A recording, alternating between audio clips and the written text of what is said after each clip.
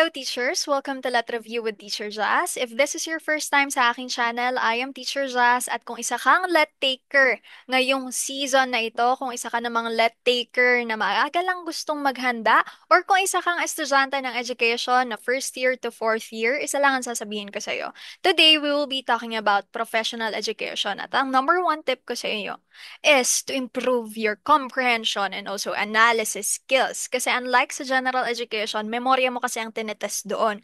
Ngayon, sa professional education, it is the way you comprehend the situation, it is the way you analyze the situation, and also you apply the theories that you learned noong college years or nitong nag-unit earn ka or nitong or anything about professional education. Yung mga teorya doon, kailangan mo siyang i-apply. So, as early as now, teacher, please improve your comprehension and analysis skills. Because believe me when I tell you, your comprehension and also analysis skills will save you in professional education. Kahit naman sa majorship, isa-save ka niyan.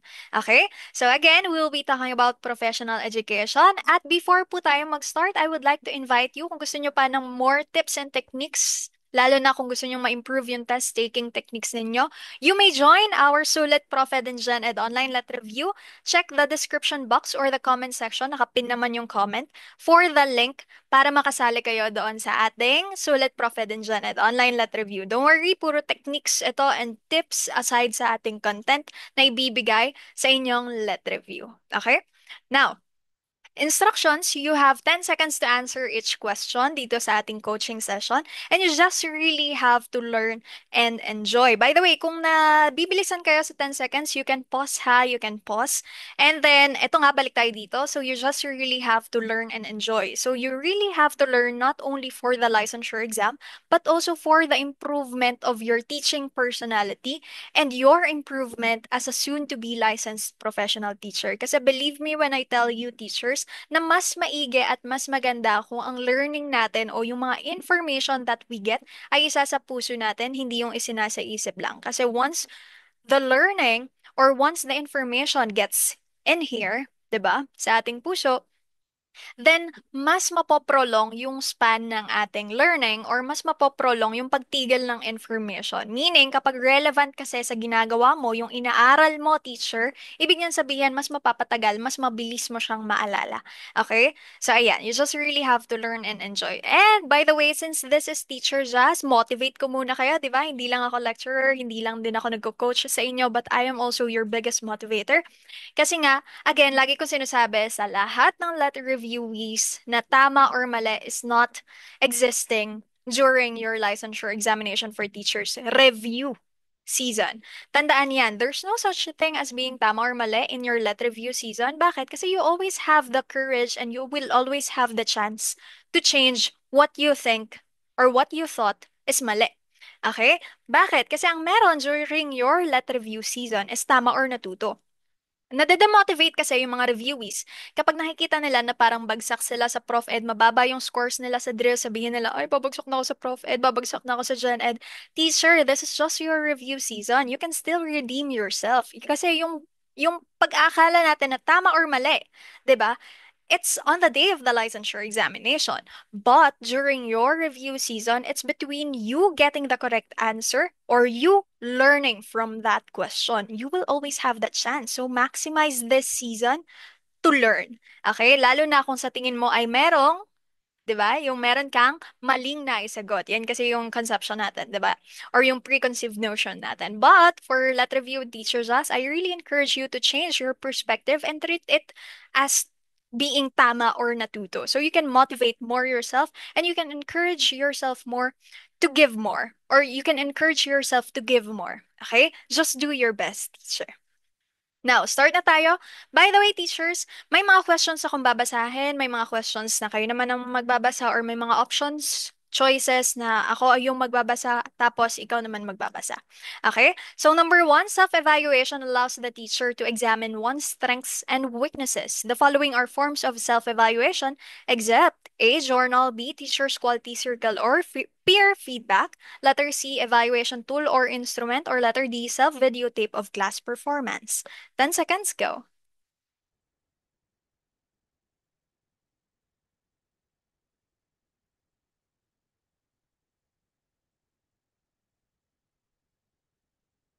Kagaya nga ng sinabi ko sa inyo, teacher, di ba? Comprehension and also analysis. Try natin i-analyze kasi when we analyze, we will go into details or we will chunk it. Now, ang sabi dito, ang hinahanap self-evaluation, si self.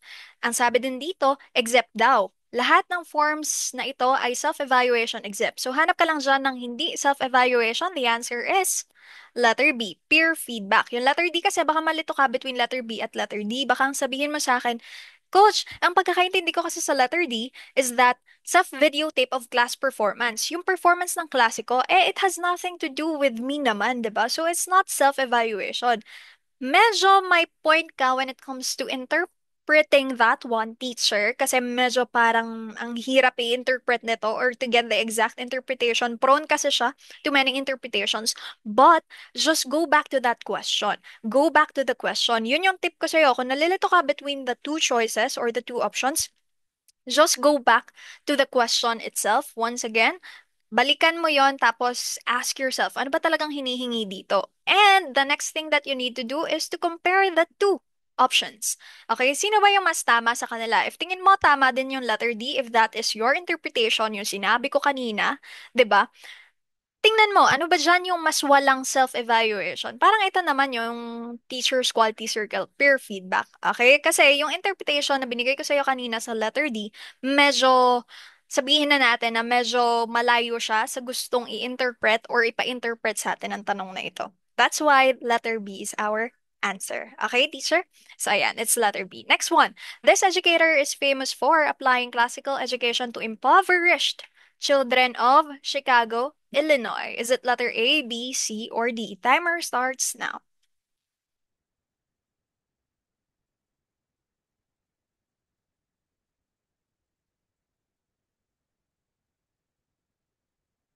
Naku, lagot ako, coach. Hindi ko alam yan. Hindi ko yan sila kilala. So, you're lucky if you know three of them. So, pwede mo nang isagot yung isa. Kasi kahit hulaan mo yon or parang mag-educated guess ka, di ba, there is a possibility na tumama ka. Kasi kilala mo yung tatlo. Pero, tingnan natin, sino ba yung tatlo na yon? So, yung dapat kasing isagot mo sa number two is si letter D, Collins. Kasi ganito yan. Yung letter C, gawin mo na lang ding Chicago. And then, the double L, from Illinois. Okay, so ganun ka mag-review para mabilis mo siyang matandaan. Yung letter A kasi sa kindergarten kasi siya kilala, si letter A. Si letter B naman sa cognitive development siya kilala. By the way, may question in professional education teacher na nagtatanong or merong sitwasyon yung bata. Tapos itatanong sa'yo sa dulo, nasa ang stage na daw ng cognitive development yung bata. Okay? So, by the way, ganun ako mag-explain, teachers, ha. If ever may maalala ko na question na related to any of the keywords, bigay ko yun sa'yo kasi baka mamaya hindi na natin siya matackle or at least you know or at least you have the idea. 'Di ba? Okay, so that's going to be letter B at may tanong dyan sa professional education na may situation, tinatanong yung bata nasa ang stage na daw. So be ready for that question. And then yung letter C naman, si Maria Montessori, tatandaan niyo lang, it's the Montessori method. Ang Montessori method kasi lagi yung hands-on. Okay? Lagi siyang hands-on experience. And yung authentic materials ay talaga namang authentic materials. Meaning, kapag Montessori method, you really have to use real objects in your instruction. That is Montessori method. And last one is Collins. Kilala na natin si Collins kasi hindi siya masyadong popular in education. I don't know if you met this in college or I don't know if you met this during your letter review season. Hopefully you did. Pero sa mga hindi pa nakakilala, pakilala ko siya sa inyo. This is from Christian. Okay, this is my source. And then, dito lang tayo mag-focus. Si Collins kasi ay isang teacher. 'Di ba? Nag-open siya ng Westside Preparatory School. And again, ano yung focus ng question? Impoverished children. Bakit? Kasi nga, she successfully educated low-income African American students in Chicago, many of whom were labeled learning disabled. Okay, so yun lang tatandaan nyo sa kanya, yung impoverished Chicago, Illinois. Now, let's see this one. Ang sabi dito, Collins' methods, her practice, bakit kaya classical? Okay, bakit kaya siya classical? Kasi her legacy carries on through the lives of the countless students and educators she touched over the course of her 40 plus years in education. Ang tagal niya, tama? She instilled in them a love of learning and literature. And kung babalikan natin yung question, again, classical education. When we talk about classical education, this has something to do with being traditional and also unpacking classical things like literature. Okay? That's why ang sabi dito, she instilled in them a love of learning and literature. And what's classical? Literature. Tama? Often using the Socratic method, the traditional method, diba? Question and answer, to engage and teach students critical thinking skills. So that is Collins for you. So hopefully nagigets na sino si Collins. Tatandaan nyo lang naman sa kanya, classical education. Bakit classical education? From the word itself, classical. Next one. Bakit siya kinilala sa Chicago, Illinois? Kasi nga, impoverished children. Basta yung lugar na yon, impoverished and classical education, you'll have Collins. Okay? Next one, number three. By the way, teachers, you can use the comment section to comment your answer. Okay po? So you can participate as well if you want to. Number three is this theorist believes that the mind is blank at birth. Sino kaya ito? Very basic question. Like a Gen Ed 1, pero nasa Prof Ed. Timer starts now.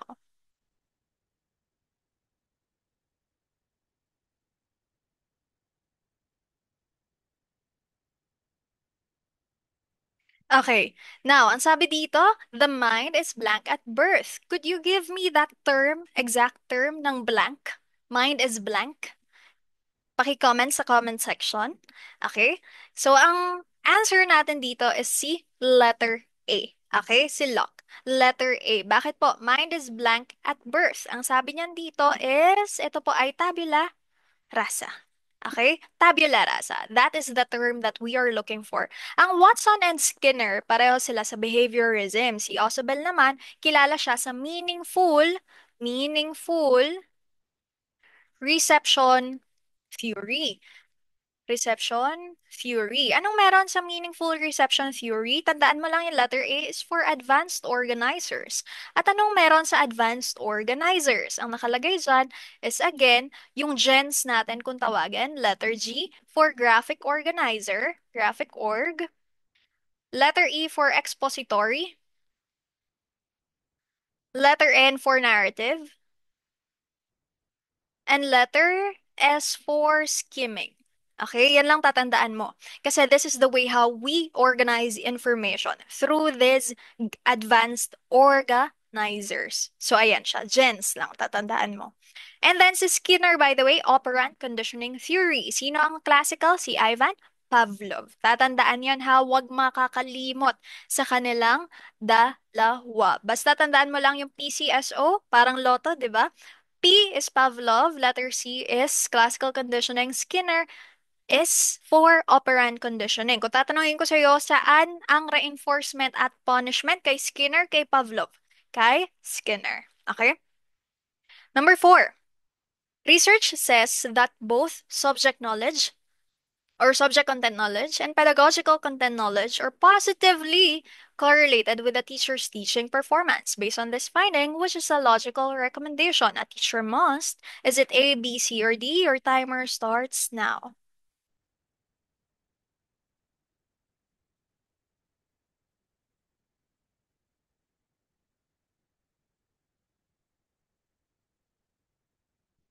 Teacher, ano pa yung sinabi ko sa iyo na isa pang skill na kailangan mo when it comes to professional education, along with analysis skills? It is comprehension. So in this case, 'di ba, comprehension ang kailangan mo dyan. So number four, ang sabi dyan, research says that both subject content knowledge, ang sabi dyan, subject content knowledge, and pedagogical content knowledge, 'di ba, are positively correlated with the teacher's teaching performance. So, ayan, silang dalawa with the teacher's teaching performance. So, SK, PK plus teaching performance. Ano kayang ibig sabihin nito? Simple lang, it's letter A. Bakit? Kasi nga, knowledge of content is your subject knowledge. And skilled in teaching strategy is, of course, pedagogical knowledge. So, if we bring them together, may positive correlation siya sa teacher's teaching performance. So, maaaring mahusay si teacher, maganda ang performance ni teacher. Yung letter B, C, at letter D, masyado na silang isa lang ang tinutukoy nila, but we need to. Okay, we need to. Next, number five. I'd like to test whether a student knows what a particular word means. Which should I ask the student to do? A, B, C, or D? Timer starts now.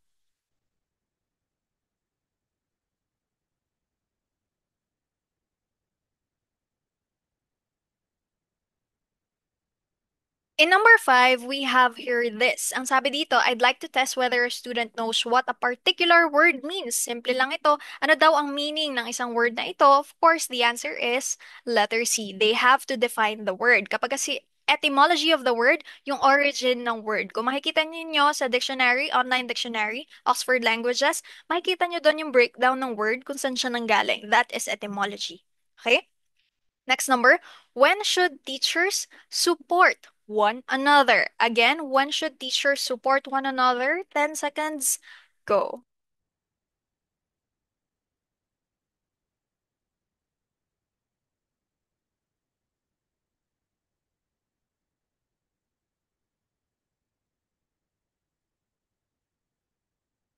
Okay po. Ang sabi dito, when should teachers support one another? Tuwing kailan ba natin talaga kailangang suportahan ang kapwa natin guro o ang mga kaguruan? Is it letter A at all times for whatever cause? Medyo red flag, tama? Kasi medyo nag-generalize siya. So, X na natin yan. Letter B, when there is rift among teachers. Ano bang ibig sabihin ng rift? Hindi ko yan alam. If you don't know this rift or the word rift, ang ibig niyang sabihin is parang crack or parang conflict. Okay? So parang ganun siya. In reality, literally, it means crack, but if we apply it to letter B, it could be conflict. Okay? When there is rift among teachers, tuwing may conflict lang, medyo red flag, tama? Kasi paano naman kapag masaya? Hindi natin susupport yung isa't isa? What if may achievement siya? Letter C, when they dialogue with administration, uy, pwede. What if masama yung administration? So, kailangan natin magkaisa, tama? What if medyo naagrabyado na tayo? Pero wait lang, suspend natin yung judgment kasi teacher, may tanong sa professional education, kailan daw na manifest ng isang estudyante or ng isang tao ang critical thinking skills. Ang sagot natin doon, if that person is willing to suspend his or her judgment first, bago siya magbigay ng sagot. Again, teacher, ulitin ko sa'yo, may critical thinking ka if you are willing to suspend your judgment first. Even if the option is very convincing, hindi ka kagad mako-convince dyan. Kasi wait lang, there's more. There is another option that I need to scan and also another option that I need to read. Okay? So, suspend mo yung judgment mo. Letter D, when the best interest of the learners is at stake in a controversy. Ang tanong ko sa'yo, teacher, ano ba lagi ang kailangan nating tandaan when it comes to professional education? Or bakit ba tayo nagtuturo? Para lagi sa bata. Tama? Para lagi sa learner. Ngayon, kung para lagi tayo sa learner, especially in professional education, then of course, which is better? Is it letter C, when they dialogue with administration, or when the best interest of learners is at stake? Of course, the answer here is letter D. Best interest of the learners is at stake in a controversy. Number seven, if you believe in a student-led rather than a teacher-led classroom, which philosophical perspective will be most useful to you? Is it letter A, B, C, or D? Timer starts now.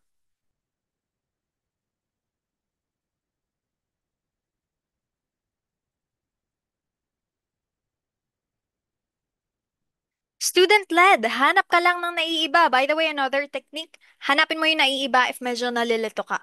So, yun yung technique. And there's more techniques. By the way, ganyan kasi yung review sessions namin dito sa gagawin natin, or sa Sulit Online Let Review. Okay, ganyan yung review sessions. Laging may technique incorporated para naman alam nyo talaga kung paano nyo kailangan sagutan ng isang tanong. Kasi every question, we can incorporate a technique in every question. Okay? So, number seven is letter B, existentialist. Bakit? If you believe in a student-led rather than a teacher-led classroom, ang letter A, C, at D, lahat kasi yan ay teacher-led. Okay? Ang existentialist ay nagpa-prioritize ng choice. Tatandaan mo lang, existence, it's about choice. It's about your freedom. So if we believe in learner-centered classroom, then we give our students choice and freedom. Therefore, it's existentialism. So quickly lang, pasadahan natin to. Nandito din to sa last coaching session natin, Prof. Ed number 3.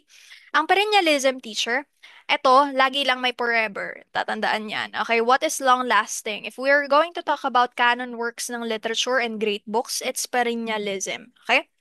Now, essentialism, the 4 R's, reading, writing, arithmetic, and right conduct, or pwede rin namang 3 R's lang, yung reading, writing, and arithmetic. Okay? Subject mastery. Lagi siyang sa subject. Next one, progressivism sa progress ng estudyante, sa interest ng estudyante. That's why growth and also development and problem solving at yung interest nila cooperative learning.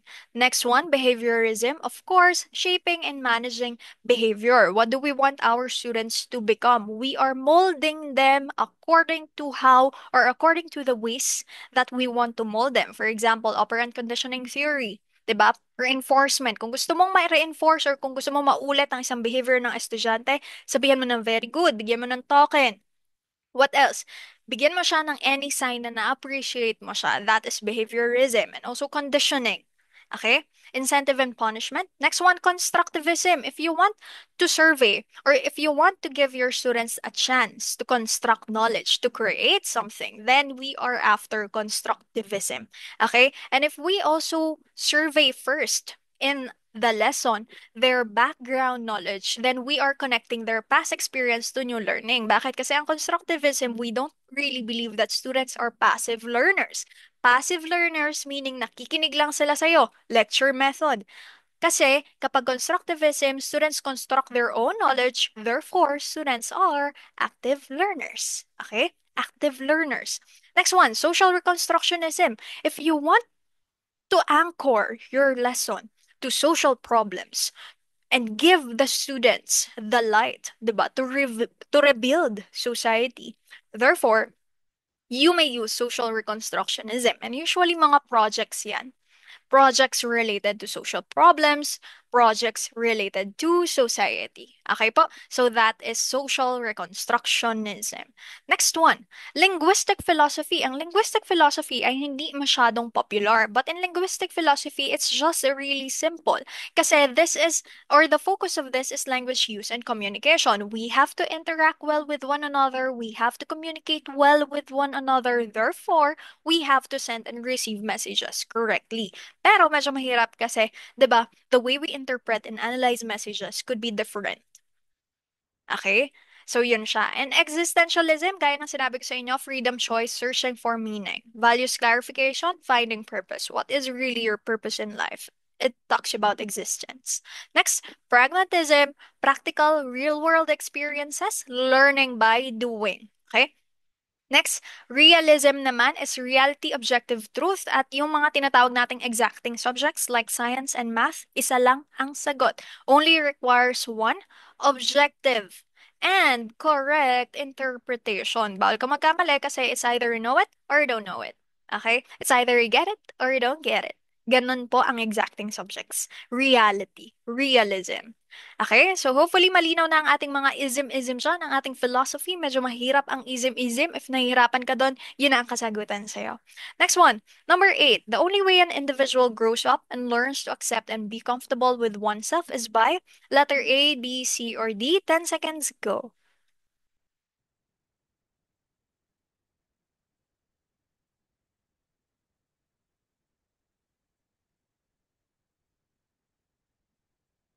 Okay, so we have number 8. Ang sabi dito, the only way an individual grows up and learns to accept and be comfortable with oneself is by, is it letter A, being defiant and misbehaving? Pag matigas ang ulo mo, mag-grow ka ba? Sige, mag-grow ka kasi ang dami mong maling ginagawa. Pero is that really what the question is looking for? Let's see other options. Kasi parang no, it's not, right? Solving his problems as they come.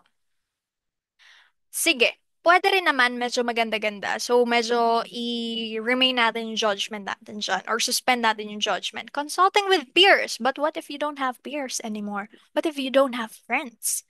Tama? Pero sige, medyo maganda din. Ngayon, tingnan natin. Letter D, having maturing experiences along lifespan. Uy, medyo maganda talaga kasi ang sabi dito, maturation. Maturing experiences. Pero suspend natin yung judgment. Tingin tayo sa tatlo. Letter B, C, D. Tanong ko sa'yo, teacher, kung nalilito ka. Ang letter B, solving his problems as they come. Meaning, as they come. Pagdating pa lang, can't you be proactive in solving your problems?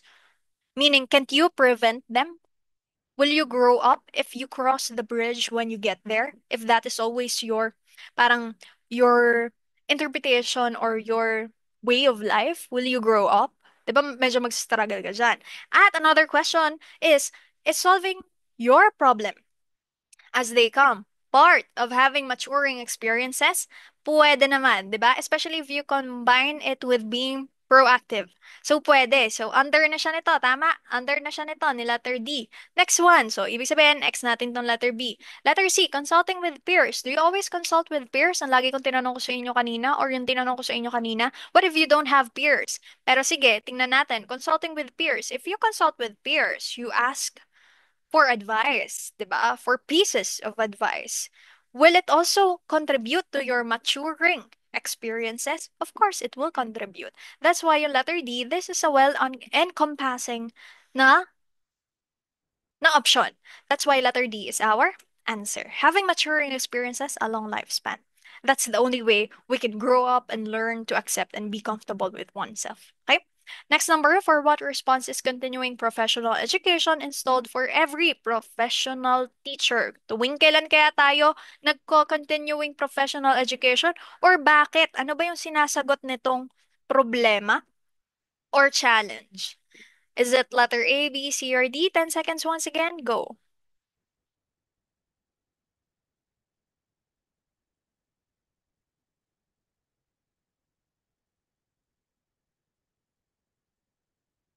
Number 9, again, for what response is CPE or CPD, Continuing Professional Development?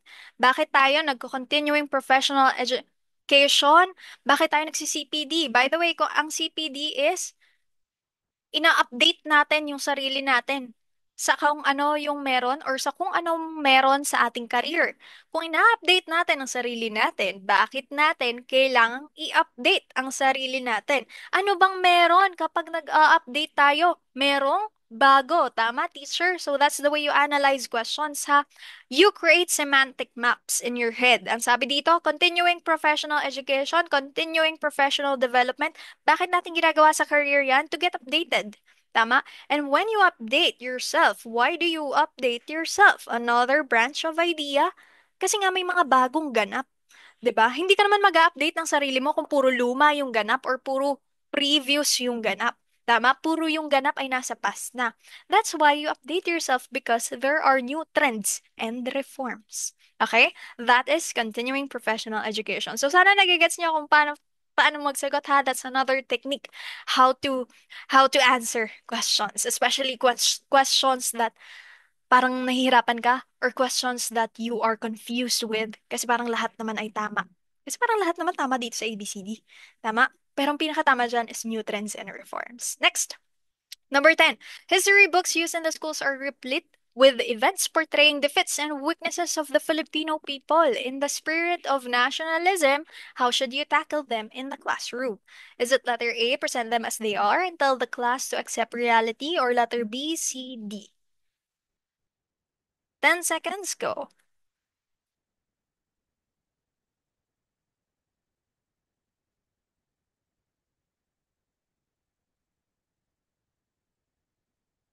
Ang sabi dito, Coach, hindi ko alam anong ibig sabihin ng replete. Ngayon, ang tekniko sa'yo, teacher, kung hindi mo alam ang isang ibig sabihin ng vocabulary, you refer to the context clues. Okay? You refer to the context clues. History books used in the schools are replete with events portraying the fits and weaknesses of the Filipino people. Ang sabi dito, in the spirit of nationalism, may nationalism pa. How should you tackle them in the classroom? So, pwede yung replete, ibig sabihin yan, filled with. Okay? It's filled with events. Kasi nga, ang pinoportray dito ay puro negatibo. Ngayon, in the spirit of nationalism, paano natin itatakel yung defeats and weaknesses ng Filipino people? How can we translate them into a more positive one or into a positive one? Okay? Now, the question or the answer here is letter C. Present the facts and use them as means to teach and inspire your class. Bakit po? Present them as they are and tell the class to accept reality. Medyo mahirap yan kasi it's negative. Tama? Accept nyo na lang kung anong meron tayo ngayon. So how can you inspire them to do more? Kasi nga in professional education, you really have to choose the ideal one. Okay, the ideal question or the ideal answer. Letter B, present the facts including those people responsible for the failures or those who contributed. Pwede naman. Pero, what are you gonna do with it after? The question is, what are you gonna do with it? How can you inspire students? How can you instill nationalism in them if you just, alam mo yun, pinangalandakan mo sa kanila yung failure or for those who contributed, tapos may pabawi ka pa na contribution, pero pinangalandakan mo pa rin yung failure. The weakness, tama? Yung sabi dito, nationalism, no? And then, bubuhayin mo nga. Okay, bubuhayin mo yung pride nila as Filipino people. Letter D, present the facts and express your feelings of regret. Sayang naman, ganito. Dapat kasi hindi na nila ganito yan. Wala na mangyayari. Okay? And by the way, that's another lesson in life that we can or that I can share with you, teachers, lalo na ngayong nasa let review period kayo. Parang, alam ko lagi kayong may panghihinayang. On the day of the licensure exam, lagi niyo sasabihin sa sarili ninyo, sayang, bakit ba hindi ko nasagot yon? Sayang, nahirapan ako doon.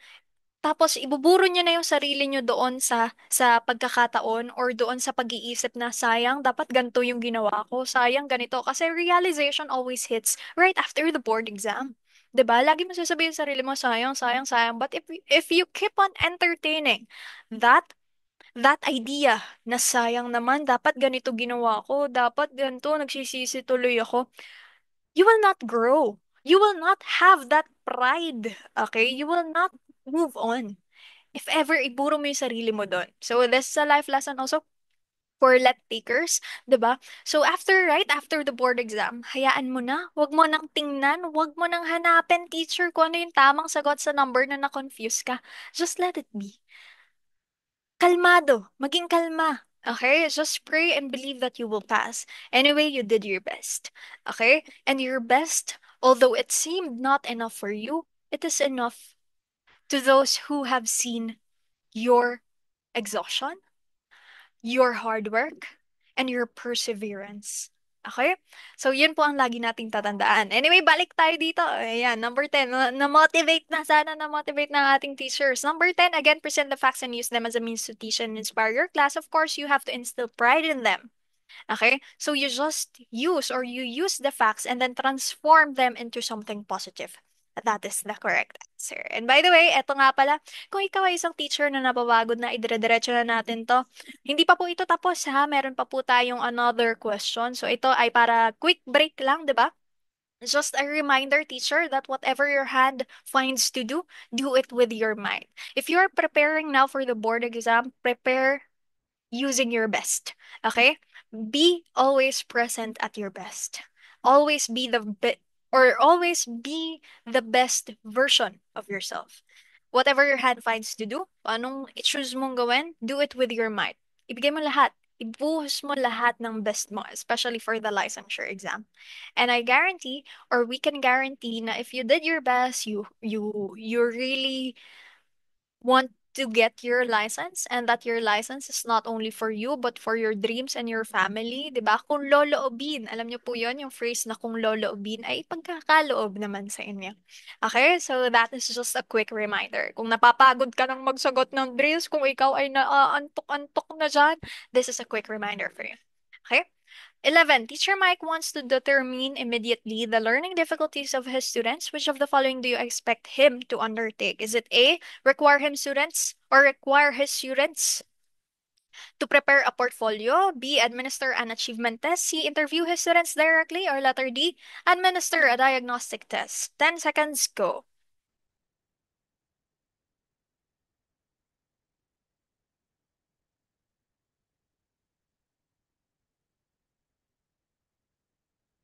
Number 11 is this one. Ang sabi dito, determine immediately. So may sense of urgency, teachers ha. May sense of urgency. Urgency. Ayan yung semantic map natin. Sabi, urgency. The learning difficulties, another keyword of his students. Which of the following do you expect him to undertake? Now, my question is, we have two criteria. urgency, immediately, and learning difficulties. If you require, or if Teacher Mike requires his students to prepare a portfolio, is this urgent? Do you think his students will need more time to create a lavish portfolio, a creative portfolio? Of course, yes. So time pa lang, urgency pa lang, bagsak na. Learning difficulties, if you want them to create a portfolio, regardless if it's developmental or showcase, 'di ba? Still, ang ibibigay nila sa'yo ay yung mga magaganda nilang gawa. Of course, even sa developmental portfolio, oh, paakyat yan ng paakyat, oh, improvement yan, oh, ito siya, oh, 'di ba? Parang ganun siya, 'di ba? So, ito ako dati, oh, tas ito na ako ngayon. That's development portfolio. Now, even if you task them to create a portfolio, will it be reflective of their learning difficulties? No. Urgency pa lang, bagsak na oh. So, X natin yan. Letter B, administer an achievement test. My question to you is, achievement test, learning difficulties. Medyo pwede naman. Kasi sabihin mo, coach, kasi pag achievement test, kapag bumagsak yan, di alam ko na kung hanggang saan lang na-achieve nila. Sige, wait natin. O, suspend natin judgment. Sige. Letter C, interview his students directly. Ngayon, ang dami. What if si Teacher Mike may 60 students kasi nasa public school siya? What if may 50 students siya? Or may 80 students siya? Interview. My question is, does this have a sense of urgency? Bagsak agad. Learning difficulties, gaano katagal? Pwede mong makuha yung learning difficulties sa kanila kasi interviewin mo sila. Tama. But again, if we go back to urgency, is this urgent? No. 'Di ba? Hindi mo yan makukuha in just one time. That's why, mali yan. Ngayon, ang letter D, administer a diagnostic test. My question is, collective. Tama. Urgent? Tama, kasi mabilisan lang. Pag administer mo, makukuha mo na kagad yung results. Kahit after 1 day or 2 days, prepare mo lang yung exam kahit 1 day lang yan, kahit short diagnostic test lang yan, carry na yan. 'Di ba? At least malaman mo yung learning difficulty. Now, the problem is you have or we have letter B at letter D. Tingnan natin anong answer natin dyan. Administer an achievement test. Again, may sense ng urgency. Pwede-pwede rin naman, pero hindi ganon. Kasi when do you administer an achievement test? After a learning period, tama? So, ibig sabihin ang tagal, bago mo pa malaman yung learning difficulties nila, ang tagal, sense of urgency, bagsak. Next one, learning difficulties. Pwede, kasi kung bumagsak man sila, malalaman mo yung learning difficulties. But what will happen next after the achievement test? Okay, anong gagawin mo? Tapos na nga, 'di ba? As a teacher. Now, if we answer, administer a diagnostic test, may urgency, tama. Simula pa lang ng school year, bigay mo na yan kagad. Or halfway. Sige, bigay ko nga, parang nahirapan kayo sa lesson na to. Ano kaya ang gagawin ko sa inyo? Try ko nga mag-diagnostic test bago ko mag-proceed sa bagong lesson. Tingnan ko kung nahihirapan sila sa math na to, sa algebra. Bago ko mag-proceed sa algebra, mag-administer muna ako ng diagnostic test. Kung nahirapan sila sa grammar, subject-verb agreement, mag-administer muna ako ng diagnostic test about subject-verb agreement para malaman ko saan sila mahina, saan nila hindi kaya, para doon ako mag-start, 'di ba? So, may urgency, tama, prepare mo lang yan kahit isang araw, tapos checkan mo lang siya isang araw, and then learning difficulties, nakikita, tama. Ngayon, ayan ha, answer natin dito, teacher, sa letter D. Hopefully, malinaw. Hopefully, nawala yung confusion ninyo pagdating dito. But if your answer is right away, administer a diagnostic test, then very good, teacher. Kasi kaagad na gets mo siya. Pero dun sa mga hindi kaagad nakagets, 'di ba? Kasi we have different learning paces, 'di ba po? Para dun sa mga medyo hindi kaagad nakagets, so ganun natin analyze ang question. And even hard questions, that's the way you analyze hard questions. Now, diagnostic versus placement versus achievement test. Meron tayong tatlong tipo ng test. Diagnostic, tandaan mo lang, learning difficulties or gaps. Learning gaps or difficulties. Learning gap man yan or gaps or difficulties. Lagi mong tatandaan yan. Ngayon, kapag placement test, tatandaan mo level ng learning nila. Gusto ko malaman nasan ka na. Tapos, anong level mo para alam mo yun, masort ko kayo into levels. Ikaw nasa level ka ng ganito, ikaw naman nandito ka sa level na to, then I can do what I can do. Okay? And then achievement test, what you achieve. Okay? Usually after a whole syllabus ito or usually after a learning period. That is achievement test. And madali lang naman silang intindihin kasi diagnostic, letter G, the gaps, placement, letter L, the level, and achievement, achieve. Okay? That's it. Ganun lang siya intindihin. Huwag malilito, teachers. Next. Number 12, what is the most appropriate role of teachers in the community with respect to their examples and conduct? Is it letter A, superiors, B, elders, C, role models, or letter D, village watchers? 10 seconds go.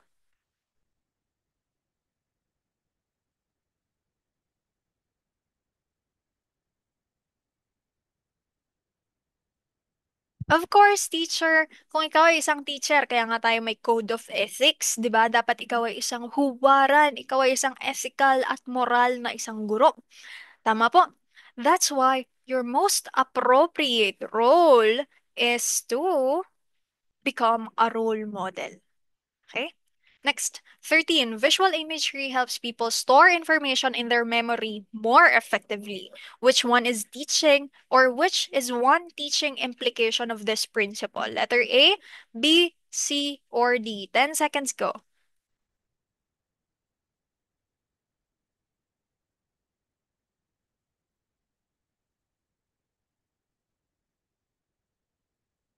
Now, the question is visual imagery. Baka kasi malito ka kasi ang sabi dyan, visual. Eh, coach, parang lahat naman to may visual. I use my eyes to perceive. Okay? Visual imagery. But mind you, teacher, that visual imagery doesn't immediately mean na pine-perceive siya ng eyes mo. Yes, it has a visual component. Yes, it could be perceived by the eyes kasi nga visual. But the real meaning of visual imagery or the deeper meaning of visual imagery is this is a mental process.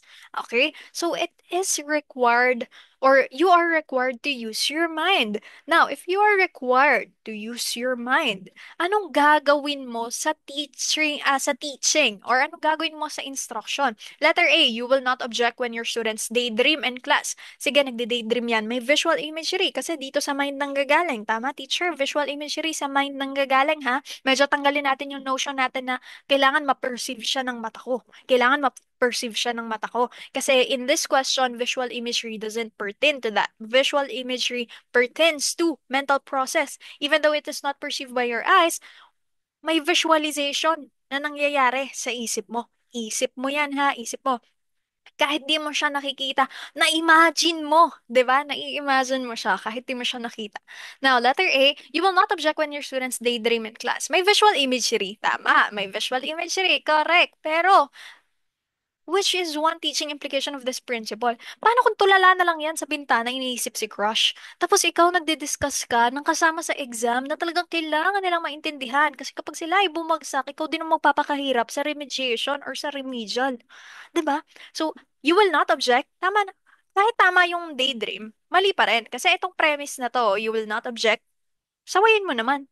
'Di ba? Letter B, encourage your students to imagine the characters and situations when reading a story. Anong meron sa'yo? Anong meron? Meron kang libro. Meron ka lang letters. Tama? And the rest will be imagined by the students. Kaya nga ang daming nag-o-object ngayon sa mga live adaptation ng mga stories, 'di ba?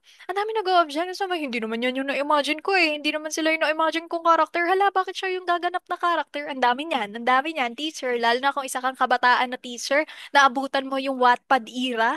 Tama? Tapos yung nasa Wattpad lang yan, teacher. Kung isa ka sa mga nakaabot, by the way, kung isa ka sa nakaabot ng Wattpad era, teacher, di ba? Yung Wattpad, eh, hilig na hilig tayo dyan nung high school tayo.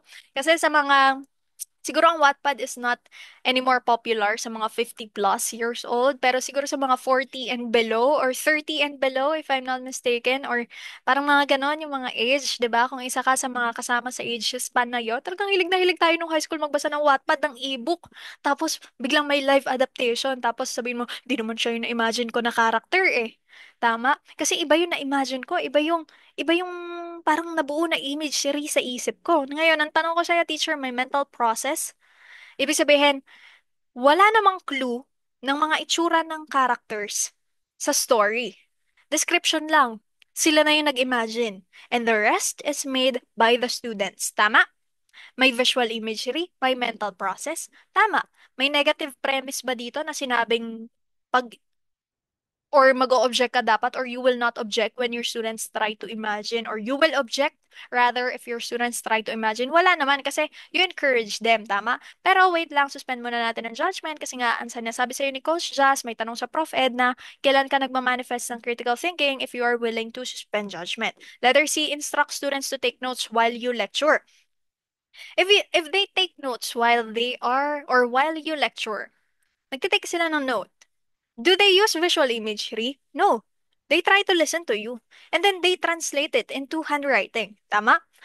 Letter C, mali na yan kagad. And letter D, tell them to read more illustrated comics. Illustrated comics. Do you think illustrations in comics or comics itself, comics per se, 'di ba? Kindle visual imagery ability of our students. In ordinary terms, this is imagination.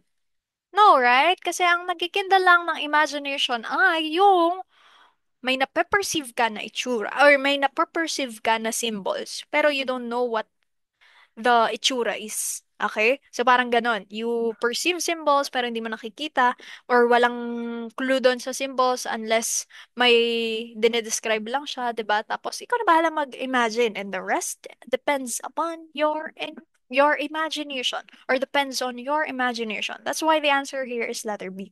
Encourage your students to imagine the characters and situations when reading a story. Okay po. Huwag malilito, teachers, ha? Huwag malilito. Kasi baka malito kayo between letter D at letter B.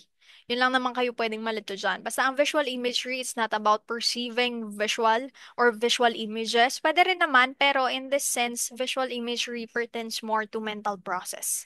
Okay? Kasi they need to be active learners. That's 13. 14, what is wrong about teaching English grammar to preschool toddlers? Preschool toddlers, English grammar? A, B, C, or D? 10 seconds go.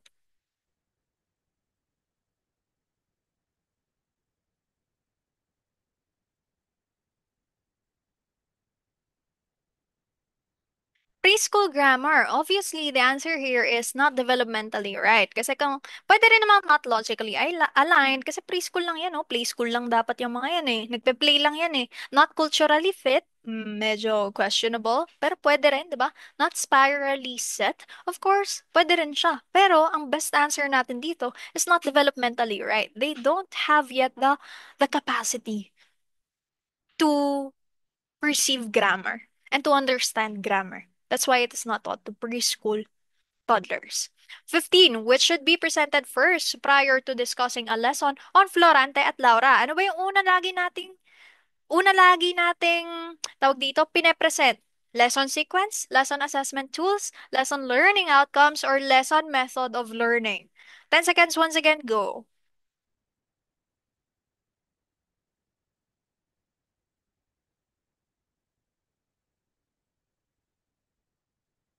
15 is of course, lagi nating inuuna ang objectives. Lagi si objectives. Bakit natin pinapresent si objectives? Para alam din ng mga estudyante kung ano yung kailangan nilang gawin at ano yung direction nila. Okay? Especially in your review. By the way, another tip ha. Another tip is for you to create your own goals in your review. Ano bang kailangan mo sa goal? Or ano bang kailangan mo gawin dito sa review na to? Anong goal mo? Anong objectives mo? Okay? If your main goal is to pass or ace or become a top-notcher in the licensure examination for teachers, then break it down. Analyze it. Ano bang mga kailangan kong gawin? Translate them into, or translate your big goal, big aim, into something more manageable, which is yung mga objectives mo. Like, mga specific task na kailangan mong gawin to become a top-notcher, a high rater, a passer of the licensure exam. Next, guidance is concerned with A, B, C, or D? 10 seconds once again, go.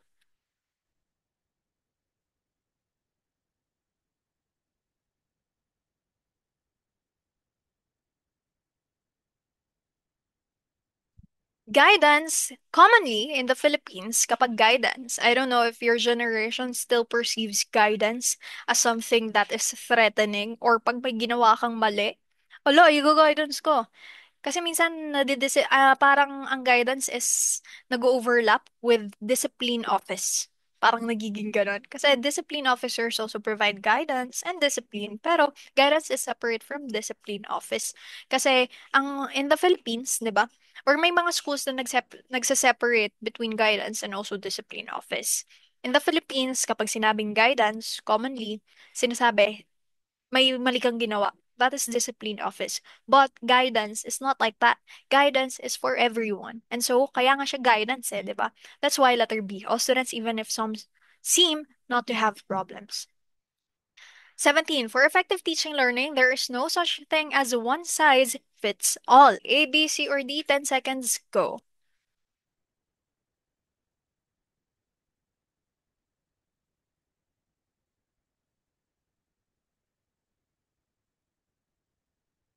17. One size fits all is a violation of differentiated instruction and inclusive education. Inclusive education. So, this is a violation of inclusive education. A violation of inclusive education. Now, what do we do? For effective teaching learning, there is no such thing as one size fits all. What do we do? Of course, we consider multiple intelligences in teaching. At kung nahihirapan kang sauluhin ang multiple intelligences, once again, isi-share ko sa inyo yung shinare sa amin ni Dr. Royce, yung aming professor in our first year of college when it comes to multiple intelligences ni Howard Gardner. It's Bill Mines. Bill Mines. Tatandaan mo lang, Bill Mines. Ngayon, B for bodily kinesthetic. I for intrapersonal, sarili mo. L for logical mathematical. Next one, letter L is linguistic. M, musical. Letter I is interpersonal. Letter N, naturalist. Letter E, existentialist. And the last one, letter S, is spatial or visual spatial. There is another question in professional education. Originally kasi, walo lang sila, pero may nadagdag na isa. Ang tanong is, ano daw yung ikasyam na multiple intelligence ni Howard Gardner? And the answer there is existentialism. Ito yung ninth. Ha? Sa mnemonics kasi natin, pang walo siya. Anyway, itong mnemonics naman kasi, hindi naman siya yung kasunod-sunod, yung pagkakasunod-sunod. Ang mnemonics is created hindi for para sa pagkakasunod-sunod nito ha, nitong multiple intelligences. This is created for you to remember easily the multiple intelligences. Okay? So, letter E, kahit nasa pangwalo siya, it is actually the ninth. Kasi nga, ang Bill Mines is not or doesn't have any sequence itong mnemonics na to. Itong mnemonics na to, wala siyang sequence. So, para lang siya mabilis mong maintindihan. Basta ang tanong sa professional education, ano ang huli at pinakasyam or pangsyam ng multiple intelligence? That is existentialism. Next, which order follows the basic rule in framing interaction? A, B, C, or D?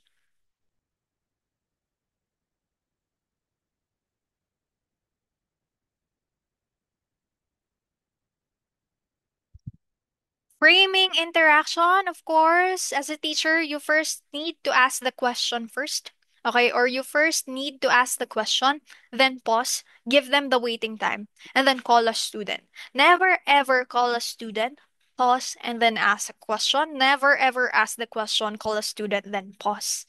Okay, kasi ang estudyante, meron tayo laging law of exercise and also law of readiness. Di ba kay Thorndike, dapat ready ang estudyante na matuto. Ngayon, kung tatanungin mo siya kagad, tapos tawagin mo siya, or bigay mo yung tanong, tawagin mo siya, di mo siya inintay makapag-isip, medyo kakabahan yan. And then, hindi ready yung estudyante to answer the question. Tapos, ano mangyayari sa graded recitation? Babagsak siya, for example, kasi nga hindi siya ready eh. Unlike kapag binigay mo yung question, you pause and then call a student, di ba? There is some sort of a thinking time. Kahit 7 seconds man lang yan. At least they were able to process your question.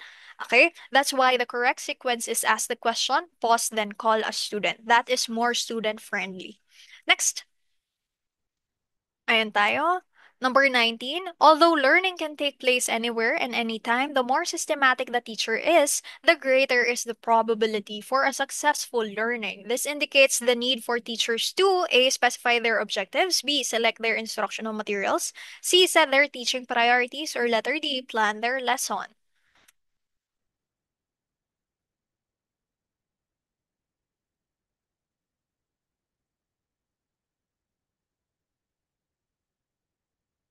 Now, teacher, I only want you to focus on one keyword, and that is systematic. My question is, again, semantic map method tayo or semantic map technique. If we have a system, do we have a plan to follow?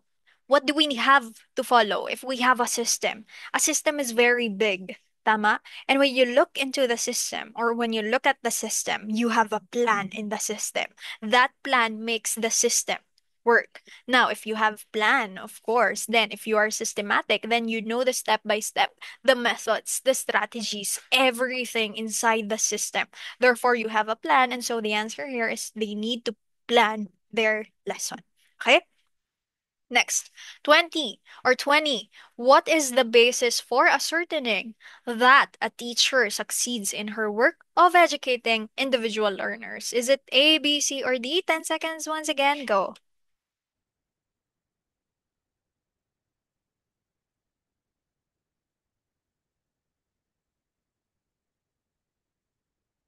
Of course, if you want to ascertain, okay, to be sure of, okay, na yung isang teacher ay nakapag-educate ng learner or natuto talaga ang learner sa isang teacher. Of course, ang titingnan mo ay yung letter A. Not the diploma, 'di ba? Kasi baka mamaya gumraduate nga yan, hindi naman capable o hindi naman talaga siya competent yung estudyante. Being out of school, lalo na, parents praise, kahit ba sabihin mo, teacher, ang galing-galing mo, 'di ba, yung magulang. Pero it's not the concrete form. Ngayon, to ascertain, to make sure of, okay, to make sure that something happened or something occurred, we need a concrete evidence or concrete proof. And the concrete proof is something that could be manifest or that could manifest in the behavior of the students. Kung natuto ba talaga sila. Yung acquired competencies nila, pag-examine mo, tingnan mo anong score, that is concrete. Okay? Tapos pag-examine mo, performance task, nakita mo ba ginawa nila yung competency? For example, if you have speech, 'di ba, as your lesson, tapos tinuruan mo sila how to deliver a speech properly, if they were able to get your objective and they were able to acquire the competencies, they were able to perform the speech really well. Therefore, your work as a teacher and to educate individual learners is actually very nice and very good. Okay, that is number 20. So, ayan, teacher, this is always my reminder to let takers do something today that your future self will thank you for. On the day of the results, yung panonood mo nitong video na to, yung pagre-review mo, every day, pasasalamatan ka ng iyong future self. And by the way, teacher, before we end, I am inviting you to join our Sulit Prof. Ed and Janet online letter review. Again, ang highlight natin this season ay tips and techniques aside sa ating content, sa drills, di ba? Lagi tayo may tips and techniques. So if you want more the test-taking techniques or more of the test-taking techniques that I presented to you, and also tips that I gave you, you can enroll to our Sulit Prophet and Janet online letter review. So hoping to see you sa ating letter review. Just check the description box or comment section for the link. So that would be all. See you sa next video. Bye bye, teachers.